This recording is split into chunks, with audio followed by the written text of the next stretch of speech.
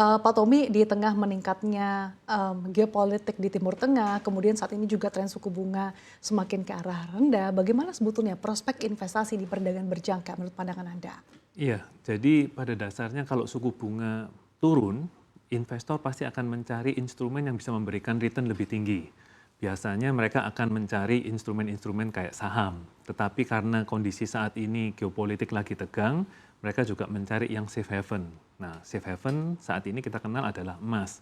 Seperti tadi yang Mbak Sasa katakan, hari ini harga emas naik 2% gitu ya. Nah, kalau kita lihat memang emas ini menjadi safe haven selama beberapa tahun terakhir, terutama sejak perang Rusia-Ukraina, sehingga fokus masyarakat terhadap safe haven sangat tinggi. Dan bagi kami yang di industri perdagangan berjangka, produk baik safe haven maupun yang produk saham semuanya tersedia. Karena untuk saham, investor bisa bertransaksi indeks sahamnya Amerika atau misalkan indeks saham Asia termasuk Hong Kong dan Jepang, semuanya tersedia. Jadi investor bisa memilih industri perdagangan berjangka jika mereka mau mencari mau yang growth oriented ataupun yang safe haven, semuanya tersedia. Oke, artinya semakin volatil ataupun fluktuatif market ini justru menjadi keuntungan bagi pasar perdagangan berjangka ya Pak ya? Betul sekali, karena di perdagangan berjangka ini uniknya kita bisa bertransaksi dua arah. Jadi kalau misalkan kita melihat harga mau naik, kita bisa melakukan transaksi beli. Nanti harganya naik betulan, baru kita jual. Tapi kalau kita melihat harga mau turun, kita bisa ambil posisi short sell, nanti setelah turun, baru kita buy. Jadi dengan volatilitas yang begitu besar, tentu saja ini membuka peluang untuk mendapatkan profit jika analisa dari investor itu betul.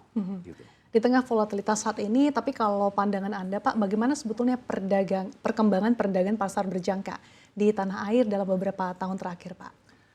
Beberapa tahun terakhir sebetulnya secara jumlah investor, saya pernah membaca report yang dirilis oleh Bapepti di tahun 2025. Jadi tahun 2020, per akhir tahun 2020, jumlah investor di perdagangan berjangka itu masih kisarannya 60-an ribu orang. Tetapi di akhir 2024 itu sudah mencapai 300 ribuan orang. Jadi pertumbuhannya selalu double digit. Sekarang karena masih 2026 awal, jadi rilis untuk tahun 2025 belum ada, belum tersedia. Tetapi saya yakin tahun 2025 kita tahu emas ini kan mengalami kenaikan yang luar biasa ya, lebih dari 60% dalam setahun. Dan emas itu saat ini adalah produk yang favorit di kalangan investor industri perdagangan berjangka. Jadi saya yakin nilai jumlah investornya pasti akan meningkat lagi dari 300 ribuan tadi. Oke, tadi Anda katakan jumlah investor meningkat signifikan ya Pak ya dalam beberapa tahun terakhir. Ini faktornya apa Pak? Apa karena memang tadi faktor komoditi emas menjadi pendorong juga bagi perkembangan pasar berjangka di tanah air? Jadi salah satunya adalah variasi produk yang semakin meluas. Jadi kalau dulu mungkin perdagangan berjangka orang mengenalnya hanya forex atau stock index gitu ya.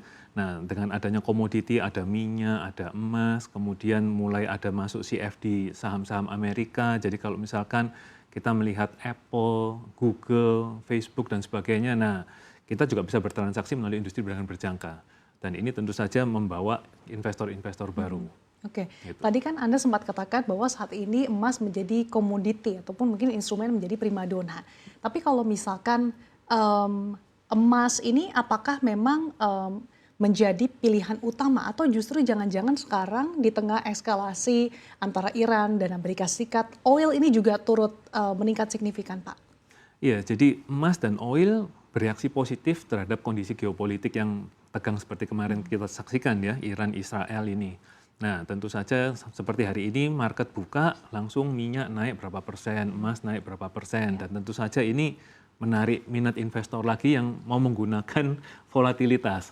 Gitu. Nah, kalau kita lihat sendiri, untuk emas terutama ya, berapa tahun terakhir ini kan naiknya double digit terus ya setiap tahun ya. Terutama sejak perang Rusia-Ukraina. Seingat saya tahun 2023, itu naiknya 13%-an, kemudian naik 27%, lalu yang 2025 kemarin naik 60-an% ini. Gitu. Artinya sebelum adanya sentimen perang antara Rusia-Ukraina, komoditi apa nih Pak yang menjadi tren atau favorit bagi para trader? Jadi ada satu waktu di mana para trader itu sangat favorit dengan crude oil. Ketika crude oil itu turun terus ya orang merasa bahwa minyak ini selalu dibutuhkan oleh global karena kebutuhan energi yang selalu tinggi. Nah, sehingga oil menjadi salah satu primadona. Tetapi ternyata pada waktu itu sempat mengalami kejadian di mana oil turunnya sampai betul-betul habis-habisan gitu ya. Nah, emas sementara yang dianggap selalu lebih stabil. Dan emas ini kita lihat sebagai safe haven aset, juga sebagai inflation hedge, dan memang data menunjukkan mau secara 20 tahun, 30 tahun yang saya coba teliti, memang betul emas itu bisa mengalahkan inflasi.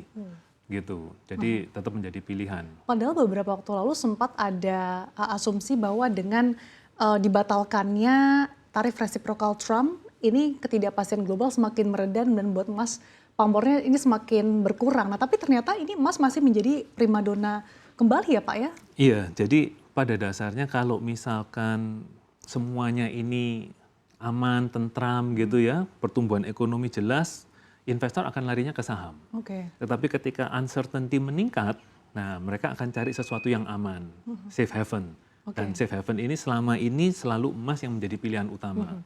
Gitu. Kalau untuk proyeksi harga emas global sendiri di tengah kondisi yang ada, belum lagi beberapa analis mengekspektasikan perang ini ataupun eskalasi ini masih akan berlanjut 4 pekan ke depan, ini bisa sampai harga berapa nih Pak?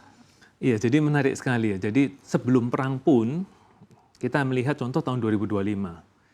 Kalau dulu mungkin kita hanya tahu bahwa emas itu digunakan hanya untuk perhiasan atau mungkin logam mulia atau mungkin kebutuhan industri. Nah, kalau kita lihat tahun 2025, kebutuhan untuk 3 bagian ini itu mungkin berkisar 200-300 ton. Tetapi tahun 2025, pembelian yang lebih besar lagi itu adalah jumlah dana yang masuk ke ETF, Exchange Traded Fund. Exchange Traded Fund yang di backup oleh emas itu total pembeliannya mencapai 400 tonan di tahun 2025. Itu yang di Amerika. Kemudian pembelian oleh Bank Sentral tahun 2025 itu mencapai 800 ton. Berarti kalau dibandingkan yang satu hampir 300 ton, yang ini 400 ton dan 800 ton, berarti kebutuhan industri perhiasan ini jadi sekarang kelihatan kecil. Sementara kalau kita lihat tahun 2022, 2023, 2024, pembelian emas oleh Bank Sentral itu setiap tahun di atas 1.000 ton. Tahun 2025 aja agak berkurang. Nah, berkurangnya kenapa? Karena harga emasnya naiknya terlalu cepat. Nah, tetapi kalau kita lihat, saya ada baca beberapa bank besar memprediksi, ada yang mengatakan Bank Sentral masih akan tetap beli, ada yang mengatakan kurang lebih 60 ton sebulan, tetapi ada yang mengatakan bisa hampir 200 ton sebulan. Nah, kalau memangnya pembelian Bank Sentral ini diteruskan ya tentu saja permintaan meningkat. Dan kalau permintaan lebih tinggi daripada supply, tentu saja harga meningkat.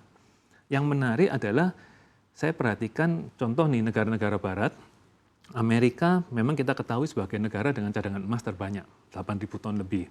Kemudian negara-negara Eropa, 3 negara dengan ekonomi terbesar yaitu Jerman, Prancis, Italia, cadangan emas mereka itu 70% lebih dari cadangan devisa. Sementara negara yang memiliki cadangan devisa terbesar di dunia saat ini adalah kita tahu Cina.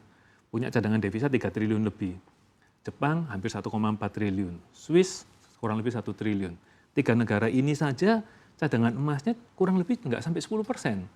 Nah, kalau mereka mau meningkatkan porsi emasnya terhadap cadangan devisa, tentu saja ini adalah demand yang sangat besar dan ini bisa membuat ya harga naik. Sehingga saya lihat, saya juga setuju dengan beberapa prediksi dari bank besar yang mengatakan kelihatannya emas masih bisa mencapai $6.000 per troy ounce. Bahkan ada